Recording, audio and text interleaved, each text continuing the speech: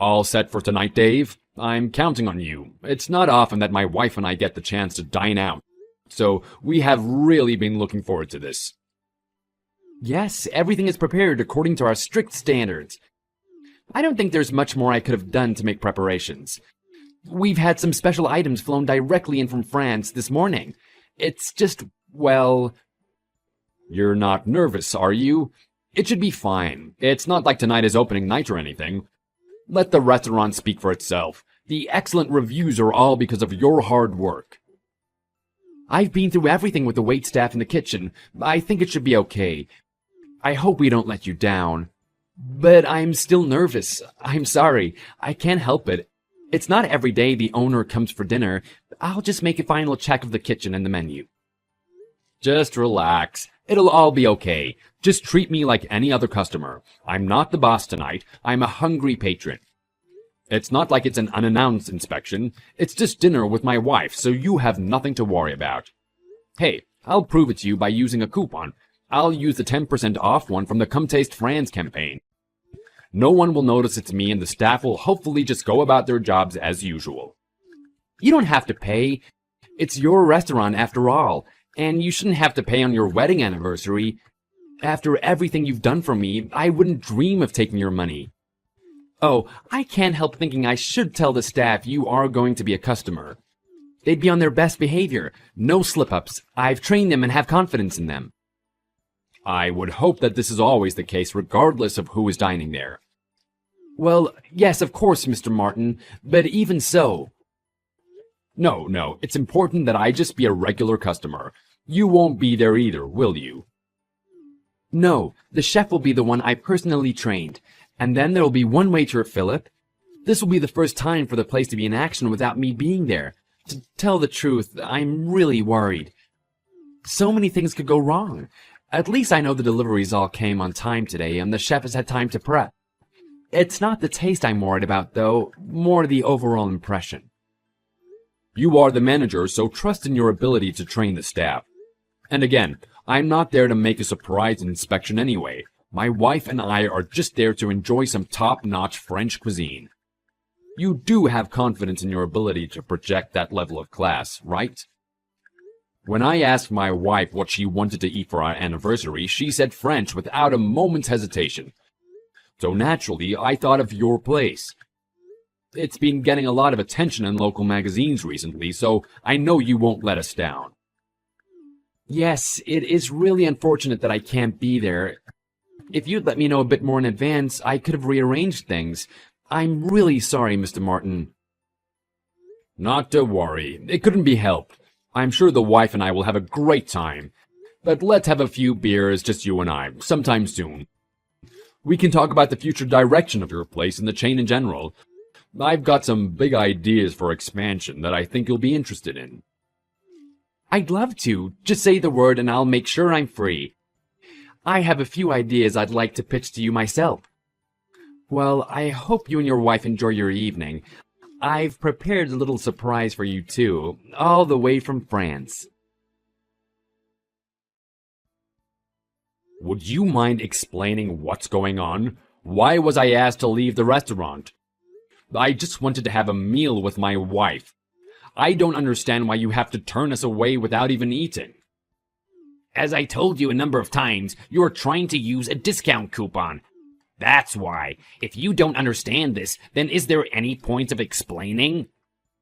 But the coupon is still valid. It doesn't expire for another month. It's an official coupon from your restaurant. So what could the problem possibly be? I haven't forged it, if that's what you think. You downloaded it from some website, right? One of those saving tips websites for housewives on a tight budget? Did you think a 10% discount was going to make you happy? Well, yes, as a matter of fact, I did. $100 becomes $90. Most people would be happy with that. And we will spend well over $100, so the restaurant makes money. We get a little discount. Everyone is happy. Isn't that how it works? I really don't see the problem. Research shows that most people end up spending more than they had intended when they think they're getting a good deal. Research shows? Oh, so you're an expert, are you? That may be the case with fast food restaurants and convenience stores, but I've never seen anyone try and get a 10% discount at our place. We have the best quality ingredients flown in daily from all over Europe. At your age and on your anniversary, you should be ashamed. And no, we don't need to call the manager. He's not here tonight, so I'm in charge. And turning you away was for the good of the restaurant. I'm sure the manager would agree. Well, if that's the case, you shouldn't have a coupon available to download in the first place. Why have a coupon at all if customers are going to be abused for using it? You really think like a child, don't you? What would you have us do? Oh, cars can cause accidents, so let's stop using them entirely. Knives are dangerous in the kitchen, so no more knives. Is that your reasoning? I have no idea what you're trying to say. Those comparisons make no sense. What do cars and knives have to do with eating at a restaurant and using a discount coupon? Oh dear me, it's not just money you're short of, it's brain power too. I'm not sure anything I say will help you. Let me try and make it simple enough for even you to understand. We don't cater to children, I'm sorry. Please take your appetites elsewhere in the future. Okay then, fine, we won't use a coupon. Can we please go in now? I've had this reservation for a while now, and my wife and I have been looking forward to it. No, it's simply not possible. We have standards, you know. We have an obligation to our regular clientele to uphold these standards. You understand, right? We can't just let any old couple off the street come in and lower the standards. If we did that, the magazines and critics would soon say we had slipped up. Well, if it's money you're worried about, that's not a problem. I can assure you I'll pay with my credit card. How's that? If a customer has the means to pay for his meal, then whether he is rich or poor, surely that has no bearing on the matter. No, you're deluded. Letting in someone of your financial and social standing will just make the other customers feel uncomfortable. You know, we have local celebrities dying here almost every night. We can't allow you to rub shoulders with the cream of society. My job would be on the line if I were to let you in and cause the regulars to stop coming. Just the other day, we had the weatherman from KXS TV in here, Mike Milligan. What would I tell the boss if Mike Milligan stopped coming, huh? You can imagine the trouble I'd be in. The kind of person who presents a 10% coupon at such a high-class establishment as this is bound to have atrocious table manners. Do you know which one is the soup spoon? We can't have you drinking from the bowl like a dog. You wouldn't even appreciate the food anyway. Have you ever had foie gras before? Or seen a whole foie gras entiere butchered that morning and flown here just to be served up a few hours later? Of course you haven't. You'd be better off getting ketchup all over your face across the street at Joe Fat's Burgers. Go on, off you go. The drunks all line up for cheap burgers later in the night, so you should head over now to avoid the wait. I can't believe you'd speak to a potential customer that way. A customer with a reservation, I might add. Well, lucky you aren't a customer. I can assure you I'm polite and charming with proper customers. But nevertheless, this is how you treat people that you perceive to be below the standards of the restaurant? I almost never have to refuse entry, if that's what you're asking. You and your wife are the first to ever try and use a coupon, that's for sure. Well, of course we are. You've only recently started offering the damn thing. What? How would you know something like that? Oh, I know how. You must spend hours online every day looking for the best discounts all over town. You just happened to come across our fine establishment and thought you'd try your luck, right? With staff like this, the place is doomed. What? Have you seen how highly this restaurant is rated? 4.8 stars on all the main ranking sites. 4.8. Do you know how many other restaurants have such a high rating? None. There are no other French restaurants in the whole state with as high a rating. So, you see, we don't have any problem getting good reviews and filling the reservation book every night. The owner has places in 12 states across the country, and they are all rated as highly. People drive across state lines just to eat here. Reservations are made 6 months in advance. The chefs are all graduates of Le Cordon Bleu. Got it? That's very impressive. Yes, so apart from you waving around a discount coupon, there isn't a single stain on our reputation. The critics love us, as do the wealthy of this fine city. Got it. Understood. We'll try another place then. Maybe the burger place you recommended. Finally, an au revoir, and take your stupid-looking wife with fake jewelry with you. Maybe you could check online and see if the burger joint has a discount coupon. Oh my God, Mr. Martin, I am so sorry. I've just been told by my chef what happened. What can I do to make this right? Is that waiter of yours always like that with customers? Philip, I think his name was. I'm more than a little concerned that he's been allowed to go unnoticed all this time. He's not new, is he? I trust you wouldn't have left the run of the floor to a recent hire. He certainly seemed to have had a little training. No, sir. He's from a good family, good education too. He's usually great. We've never had a single complaint, I swear. All right, calm down, Dave. I believe you. I know you wouldn't have left him to run the place on his own if you had reason to doubt his capabilities. As the manager, I accept responsibility for it. I can't believe this went on without my knowledge. I am so sorry, Mr. Martin. I shudder to think what would have happened if you were a regular customer. In a way, we were lucky it was you. It's scary to think about it. That could have been it for the restaurant. We'd never live it down. Imagine if it was a food critic or one of our local celebrities. The way he spoke, I got the feeling it wasn't the first time he had done this. He had such conviction and confidence. I imagine that kind of attitude could be better put to use in the military. Well, anyway, Dave, it's a shame and I hate to do it, but we're gonna have to close the shop for a while and make a public apology on our website. We'd better contact the magazine that have run articles in the last couple of months, too. Just in case there are others out there who have had the same treatment. Hopefully the message will reach them.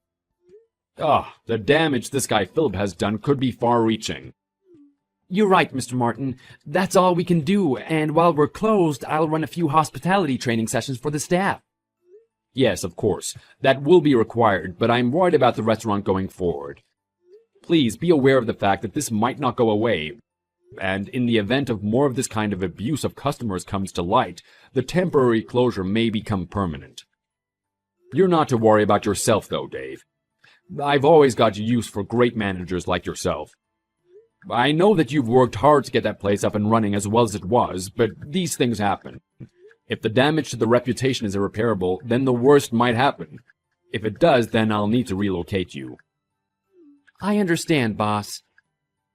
Right. So when you close tonight, I want you to call all the staff and tell them what's happening. I'll also need you to make a schedule for the training sessions. Hey, cheapskate, I forgot to say to your face, but don't even think about trying to come again. You're banned, got it? You don't have to tell me. I won't ever be returning to that restaurant, I can assure you. That you would try to use a discount coupon at such a high-class restaurant shows a complete lack of common sense. If you ever try to come again, I'm going straight to the kitchen to get the raw garbage and I'm gonna dump it on your head. How would you like that? The restaurant won't last a week. What? Who is this? This is Dave, your manager. You really messed up big time. Dave? What's going on? Who do you think you're talking to? You have no idea who you were abusing, do you? He's the owner of the entire chain. Owner? But the owner is Mr. Martin. Everyone knows that. Exactly. Mr. Martin, who is the top dog of the hospitality industry. The Mr. Martin. He's heavily invested in a large number of high-class restaurants. You've insulted the #1 food and beverage businessman of probably the whole West Coast. I'd hate to be you right now. Wait, how? You're finished. I'm heading to the restaurant now with Mr. Martin. You're in a whole world of trouble, Philip. Because of you, the place is going to be shut for the foreseeable future. I don't even know if we'll ever be open again. Are you going to tell the rest of the staff why? No way. Wait a moment. I was framed. I didn't know. This is entrapment. That's enough. Wait right there. We'll be there soon. Wait a moment. Let me apologize to Mr. Martin. Apologize? I'm listening. How would you apologize? What do you think you could possibly do to make this better? Is this Mr. Martin?